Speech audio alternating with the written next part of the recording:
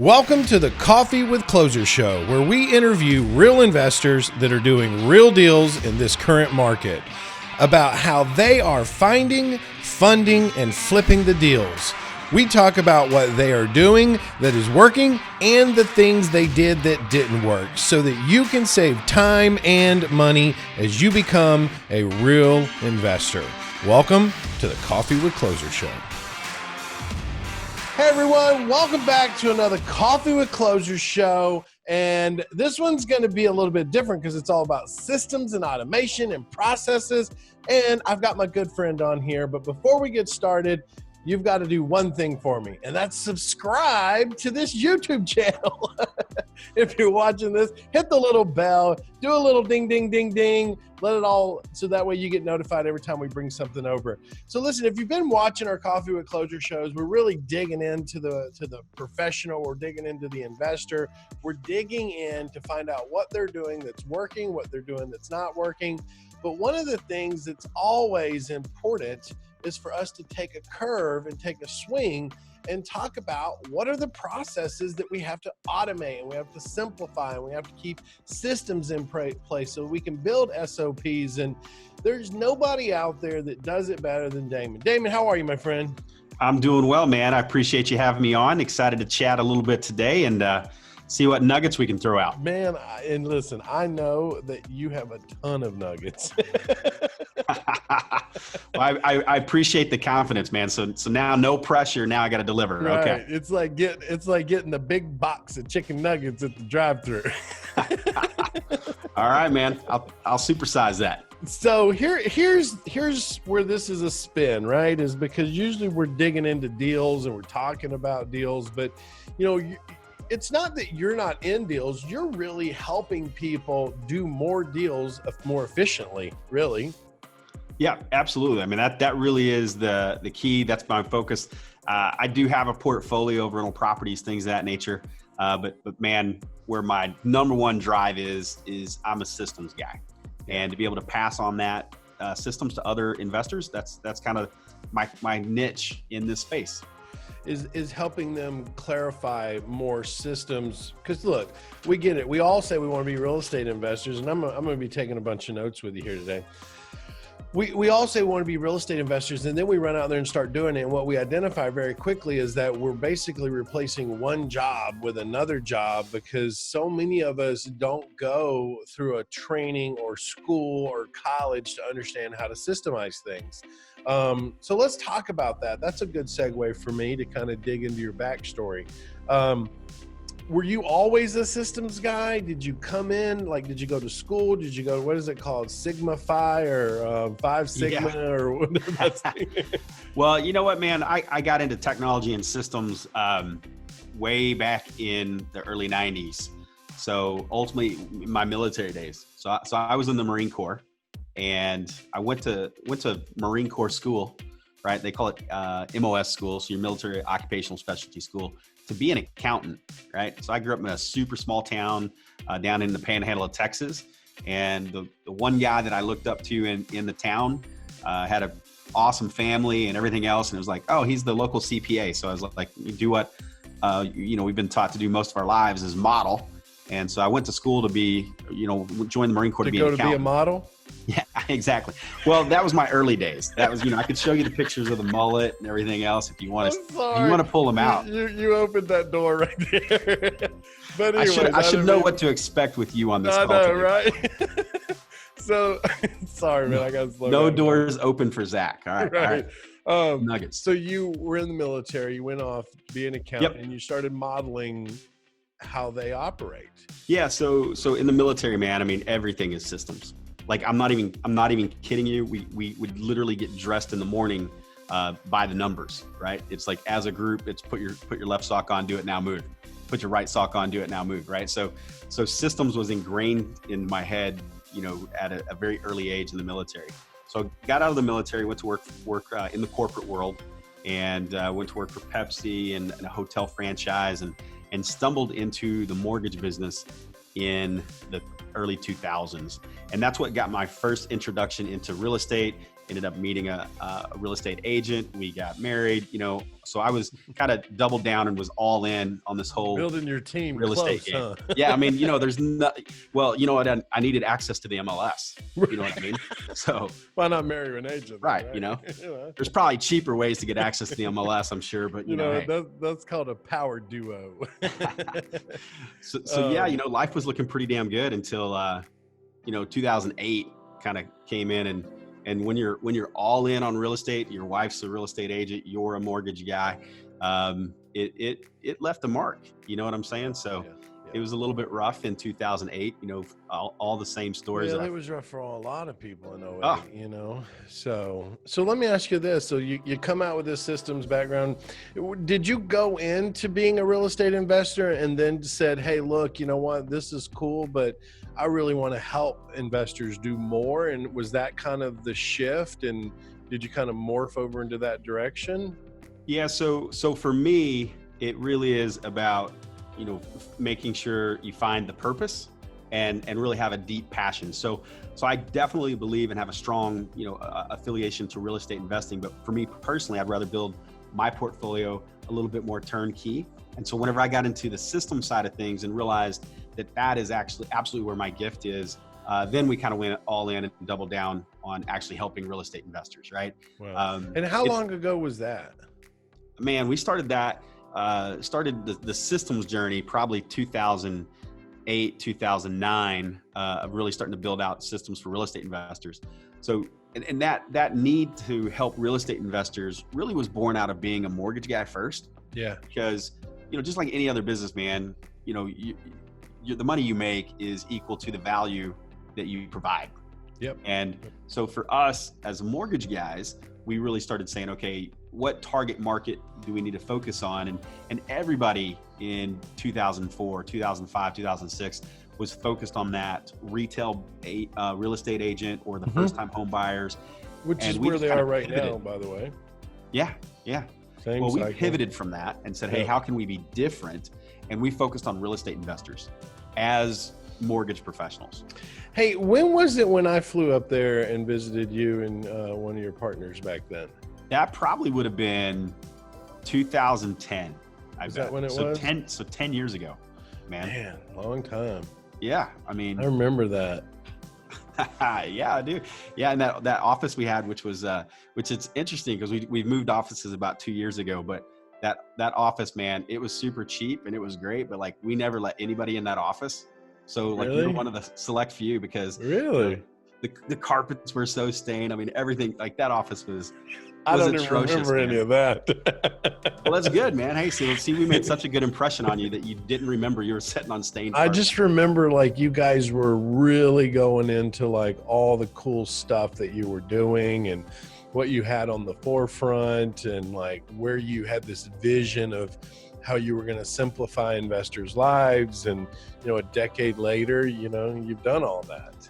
Hey, we're still kicking, man. So, it's been an interesting journey. That's for sure. I mean, I joke around because I say that I've single-handedly taken down 2 industries.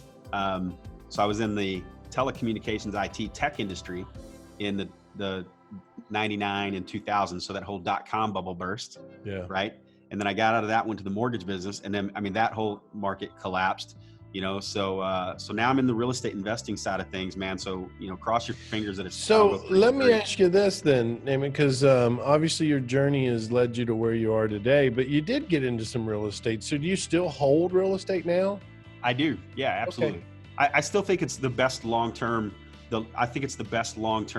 play as the broader term as an investor, right? Yeah. I think that in order for me to take care of my family and do the things that I want to do from a legacy perspective, I've got my portfolio, I've got my, I literally have a 401k still, I've got my stock account, but I think the real estate assets are the best long-term investment to really kind of prepare. So when you say your real estate assets, are they single families, commercial, apartments? What do you play in? Single family, as turnkey as possible for me. Right. So I've got a pretty large network here. I'm out here in St. Louis. I don't do anything outside of, I take the old adage from Warren Buffett, right? Don't don't invest in what you don't know. So Yep. I don't go outside of my market, right? And I lean into the network for them to really provide the deals. And which kind of leads to a little bit of the profit drive kind of story as well, on the driving for dollars and letting them go find the deals, so to speak. Yeah. No, I'm with So, you. So today, are we leaning in on more of the driving portion, or are we leaning in on the whole systemized back end?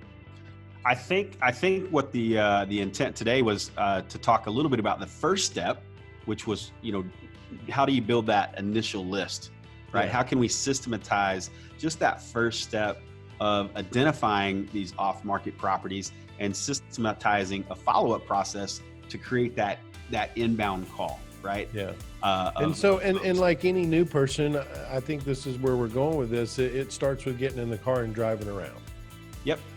And there's a ton of value in that, man. I mean, that's, first of all, it's probably one of the least expensive methods to get out there and start building a list. Before we dive into that. yeah, you hit me, man. Before we dive into that, I do want to talk about a couple of things. Number one is one of the questions that we always like to ask, and you would be the great person to ask this to because you work with so many investors, right? Yep. And I know one of them, which is the one we're going to spend more time on today, but it's always an important question is what do you see as in your investor network, right? The people that come to you guys for everything from like what we're going to be talking about, which is how do you get out there and start looking versus how do you build a business from it, right? Like you said, there's really two steps to that, right? What do you see as in your investors, their top three marketing sources? One obviously is going to be a big one, which I believe in it. I do it. I have people out doing it for me, which is driving around. And we'll get more into that in a minute. But what are two other ones that you see? So we have a guy that we focus on 9 different marketing strategies. And the reason we go 9, I don't think you need 9 marketing strategies. I think you need probably 2 to 4 marketing strategies, but it is going to be a little bit different in every market. Of course. Yeah. And I'm going to tell you, direct mail is still the workhorse. Okay. Right? Direct mail is still the solid workhorse. And the reason I like direct mail is because, it's not built upon sand, so to speak, right? So I don't see Congress coming in. Well, and I think there's a lot of legislation. So text messaging, ringless voicemail, those things are super effective.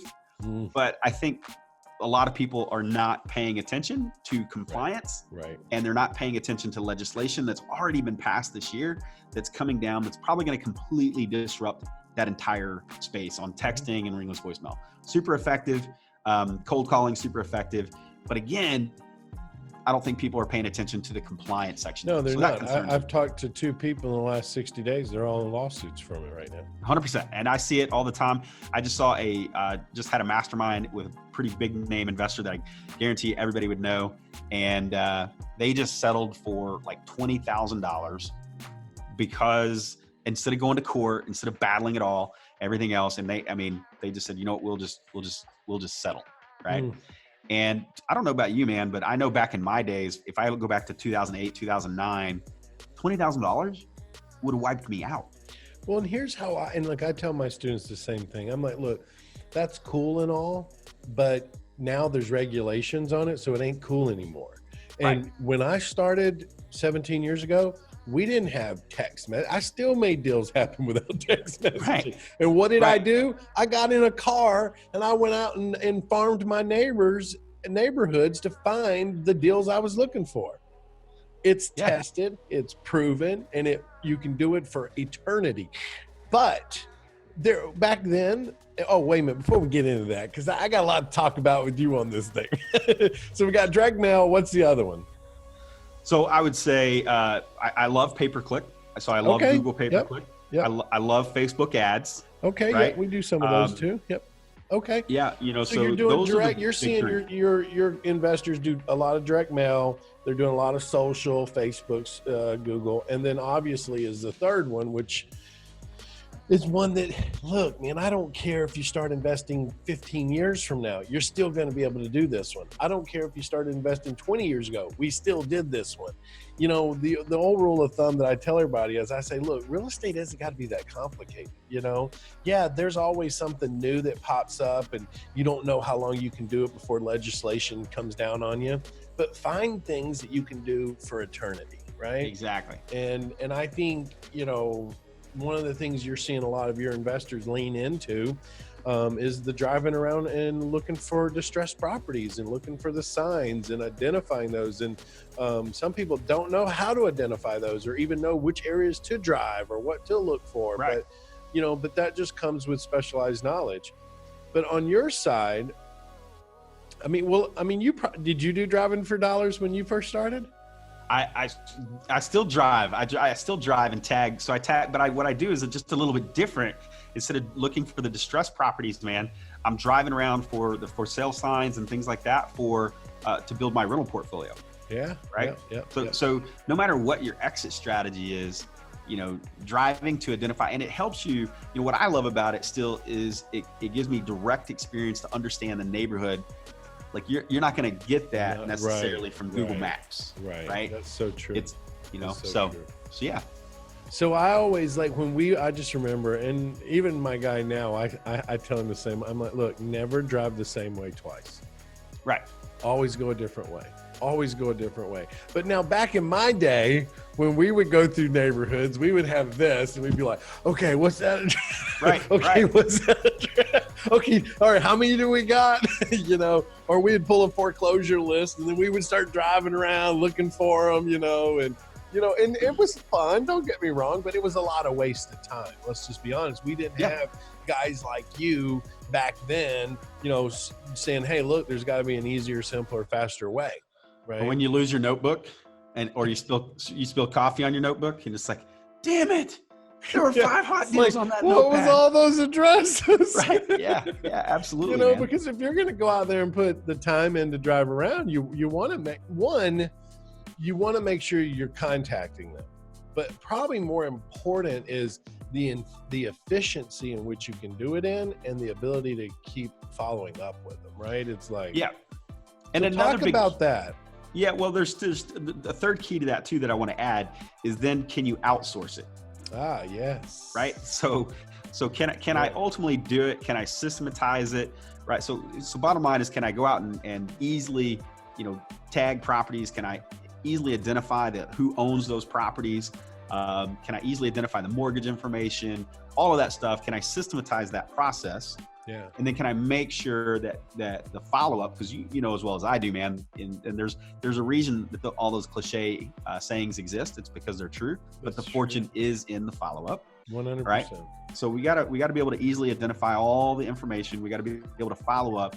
And then once you get that in process, now it's like, okay, do I have to do that every day?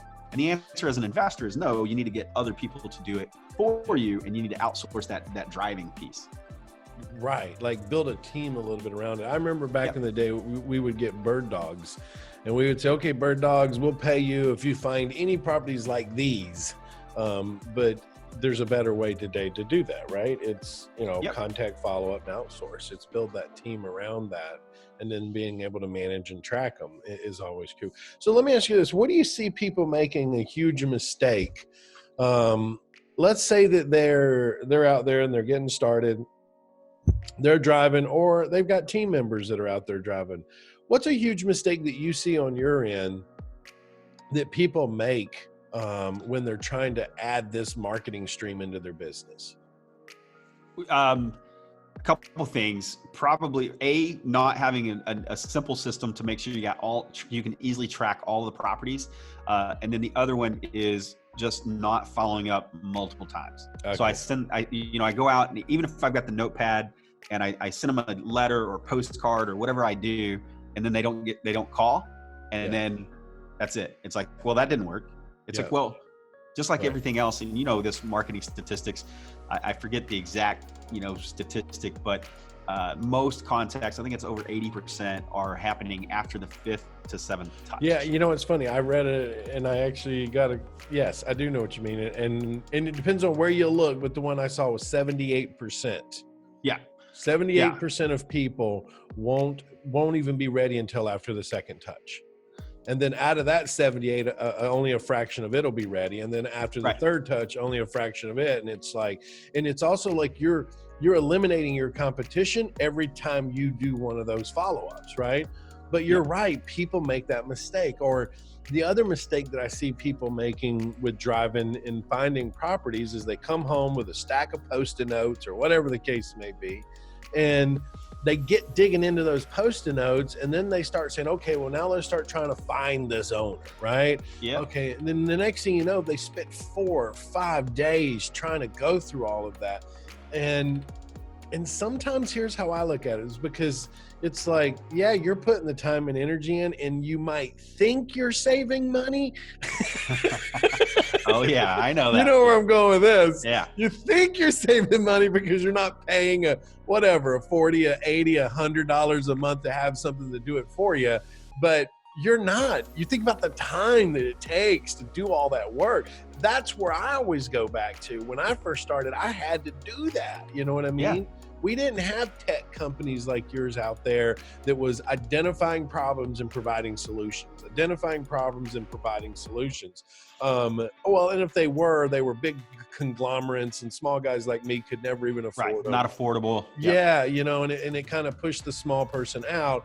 And I think, you know, I almost want to say almost 8 years ago, there was like this new breed of tech companies that came out, right? And it was companies like yours, companies like we became a little tech company for a very niche portion of the industry.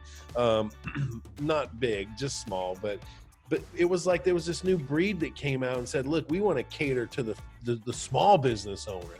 We want to build, you know, we want to build the ability to help them compete with the bigger guys. And I say 8 years ago. What do you think? You think it was about 8 years ago? Yeah. So, you know, I've been in this space for about 10 years, and I do agree with that 8-year mark. Okay. So whenever I first started, you know, we had to have our own server, right? So we had to have our own network. And our server, you know, just the cost of a server to support, you know, some of the stuff that we're doing was very cost prohibitive. I mean, it was expensive, but, you know, really eight years ago or so, everything really starts moving to the cloud. So you got the Amazon cloud, you know, Google. So now all of a sudden you can spin up a server in a whole tech environment, relatively quick, relatively inexpensive. So, you know, there's some good things and some bad things about that, because there's a very low barrier to entry now to come into the market as a tech company. Yeah, that's true. You know, so which is good, because at the end of the day, you've got folks that come in and do focus and specialize on small business owners and make it extremely affordable. Yep. You know, I go back to my early system days at Pepsi. You know, we were writing literally, you know, $1 million checks to get route tracking, right? To track the routes for the drivers on the vending machines and everything else, like literally $1 million checks. And that wasn't for Pepsi all across the country. That was Pepsi for our little region in Southern Illinois. You know what I mean? So we're still writing 7-figure checks for route tracking.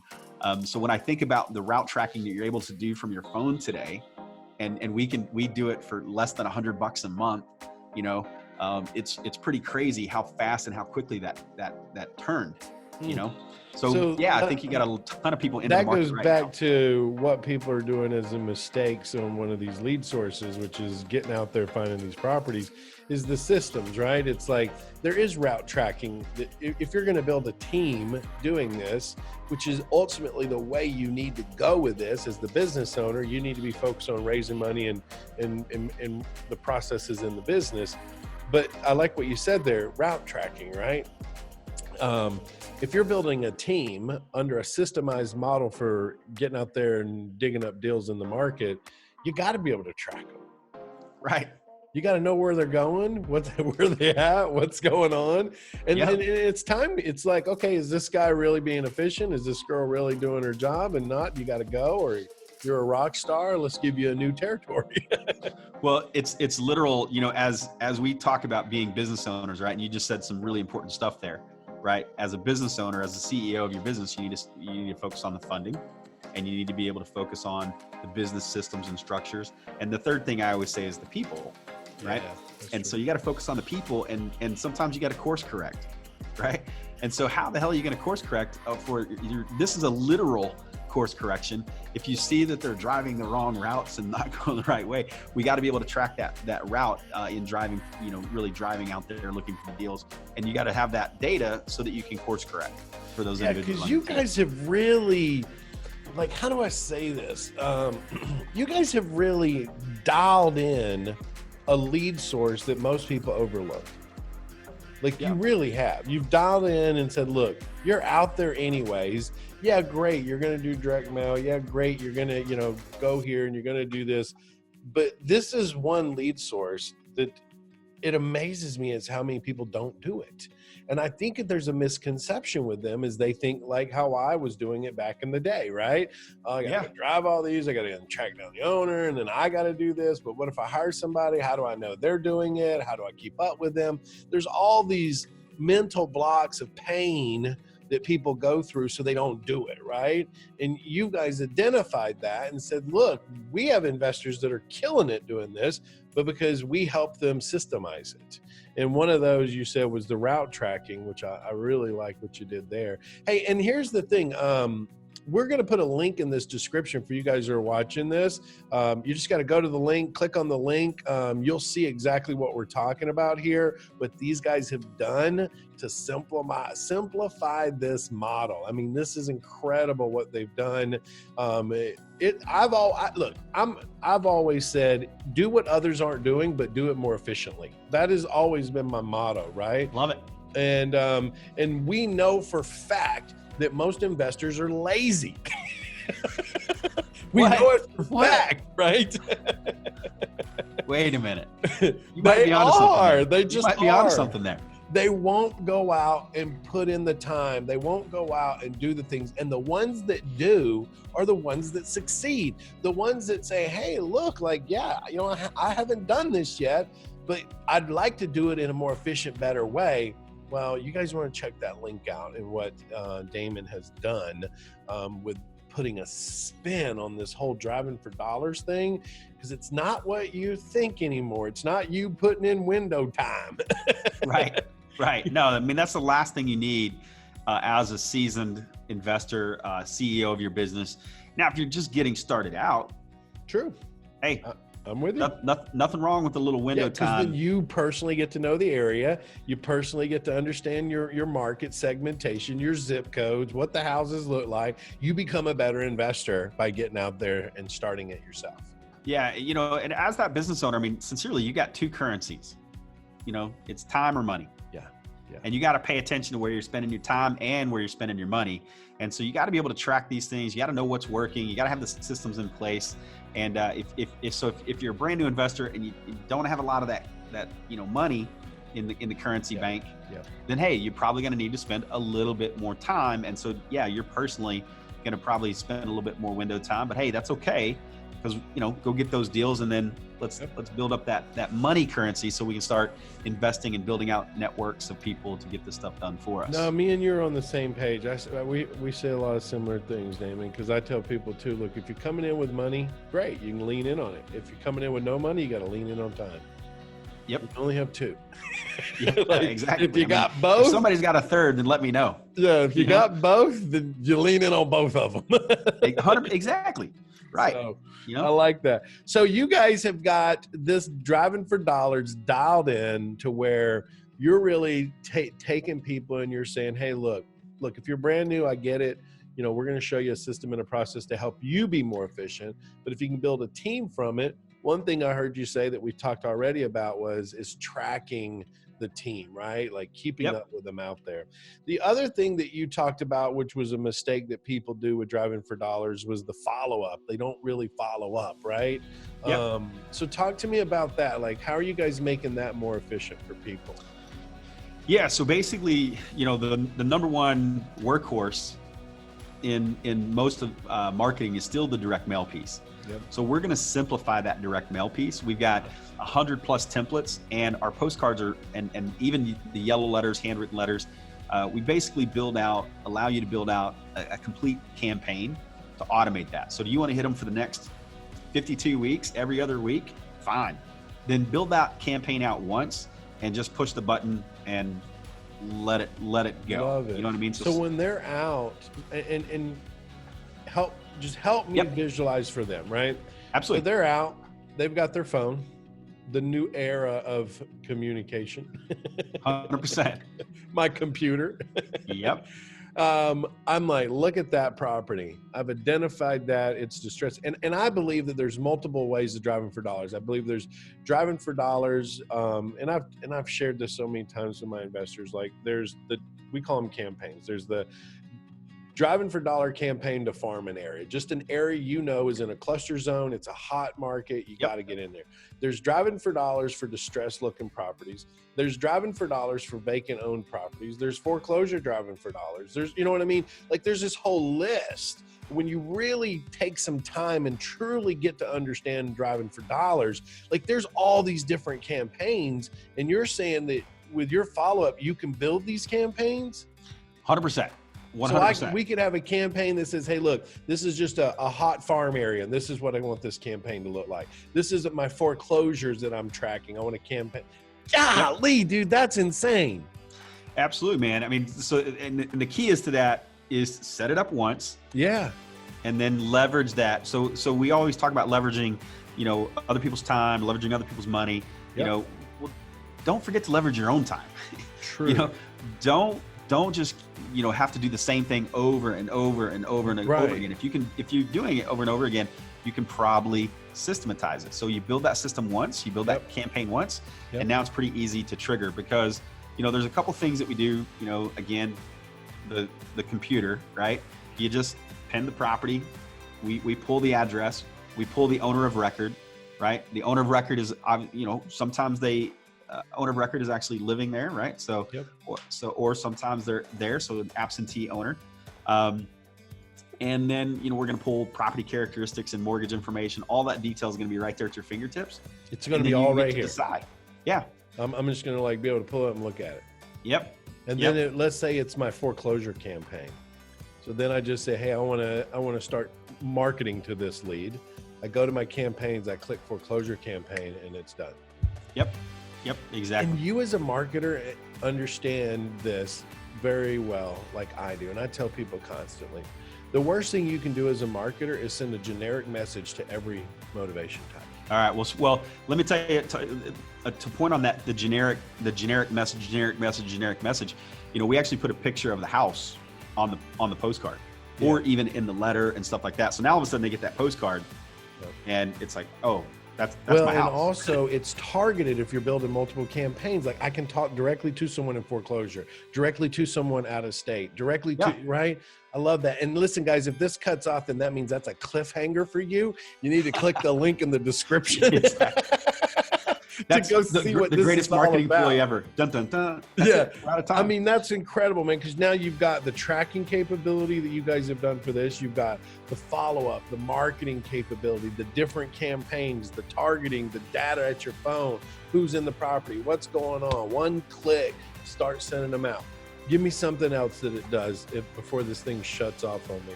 Well, would you like the owner's phone number or their email address, or next to kin, would you like to skip trace so that you could actually do a direct dial, right? So the follow-up is important, right? So we say, hey, look, either you trigger that direct mail campaign, which we know is super effective. Make sure that it's targeted campaign, it's unique postcards, or hey, just pick up the phone and call them, so we actually can skip trace the owner of record right there as well. Right there. Yep, right there. Man, that's incredible. You guys really did do a good job of this thing, man. We've been working on it for a while, my friend. So I love it. I absolutely love it, man. I absolutely love it. So what are all the people saying that you're teaching how to use this thing? I tell you, man, I've been in the space for a long time, and the feedback is nothing short of amazing, simply because, sometimes when you take a simple process, it's and just like, you don't have to overcomplicate it. We don't have to do 50 things, but the feedback is just like, they can't believe how simple it is. Yeah. Right. And I think that's it, right? KISS. I say it constantly. Like, guys, stop overcomplicating this business. Absolutely. It's by far one of the most simple strategies out there. Everybody should be doing it. Everybody can do it, right? Yeah. Doesn't matter if it's time or money, either one, right? Leverage it, okay? Leverage that time, leverage the money, okay? And then, really the effectiveness. Man, my brain's going 100 miles an hour right now. Because I'm even thinking like, if you've got your team, you could even just pull a list and say, hey, look, I want you, all 20 of these houses, I want you out there driving them, taking pictures of them, and sending this campaign to them. Yep, absolutely. Now, the other thing too is, you know, and I think there's a ton of value in window time. Yeah. But the other thing that we recognize is that whole virtual driving for dollars. Mm-hmm. So being able to do it from your computer, right? So you can still virtually drive. Don't tell me you can do it without driving too. Yep. And you don't have to go take a picture because we actually already have a picture of the house that we're going to throw on the postcard. So, you know, you don't have to drive if you don't want that drive time, window time, you know, so you can figure that out. We got some other cool stuff coming, man. That's right around the corner, man. We want to be able to blanket neighborhoods and do some really cool stuff like that for everybody as well. So, yeah. Man. Oh my word. Like this is a whole nother level. You don't like, this is virtual driving for dollars. You absolutely can. I mean, I literally sit here and add properties. Again, you know, I'm looking more for rental portfolios.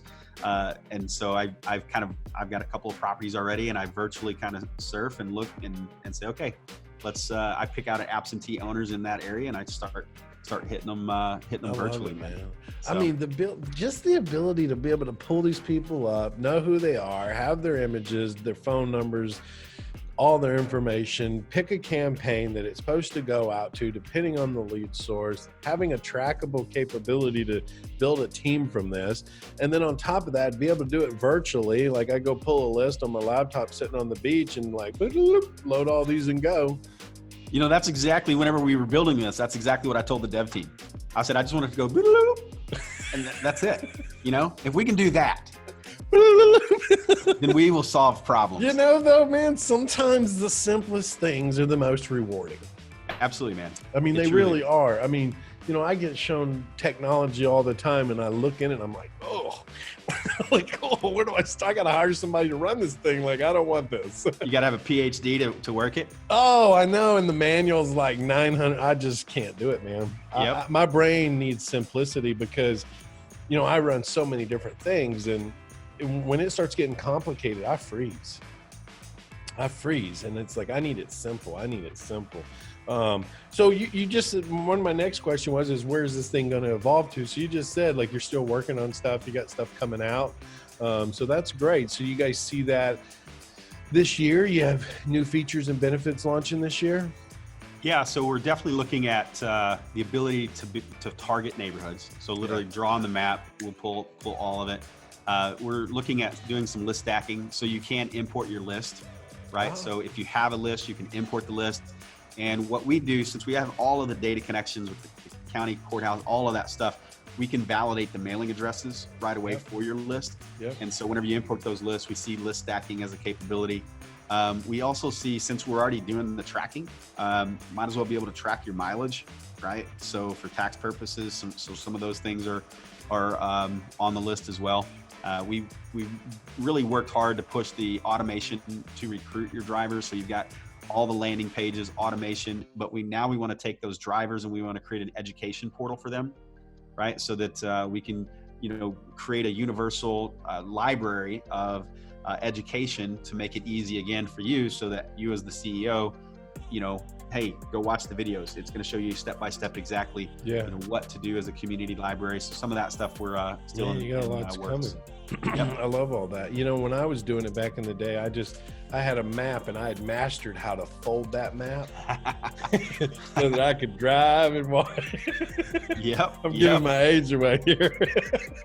Well, hey, you know what the crazy part is? You wait long enough and you're going to be able to fold your map still. You're going to be able to fold your phone. I know. Or we're just going to be able to click a button and a hologram's going to come up. And well, I'm waiting for the print money button. You know what I mean? Well, I think you might have just helped a bunch of investors do that, my friend. There you go, the print money button. All right, man. Right? I love it. I love all the virtual aspect of it. So you guys got lots coming out. What's the best advice you would give to a brand new investor, man? You know, I think the best advice is to get plugged in to mentorship. Listen sincerely, and I know this may sound like, oh, Damon's kissing Zack's butt, man, but I've known you for a long time, dude. Yeah.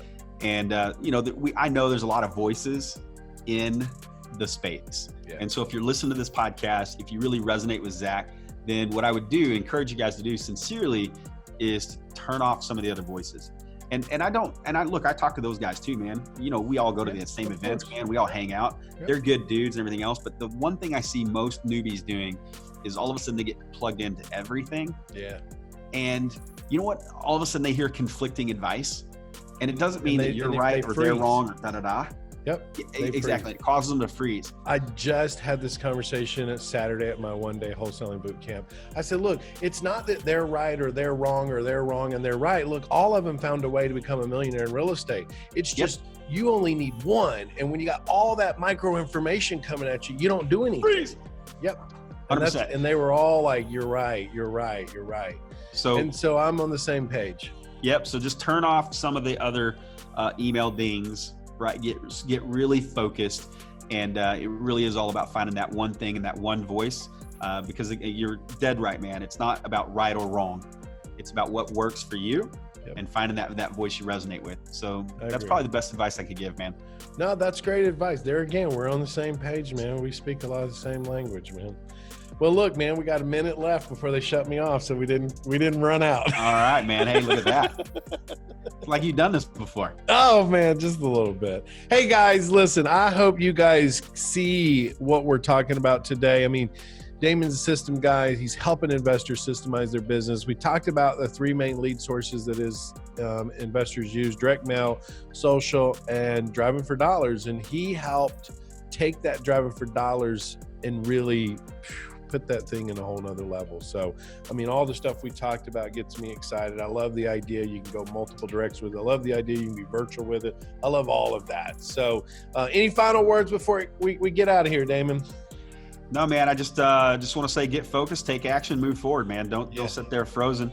And I just want to say thanks again and appreciate you having me on and allowing me the time. Awesome, brother. Hey, guys, it's Zack Attack, another Coffee with Closers. Click the link in the description, or if it's below, wherever, follow that link through. See what Damon has done for investors just like you to make more money easier, simpler, and faster with his systemized approach to the virtual driving for dollars.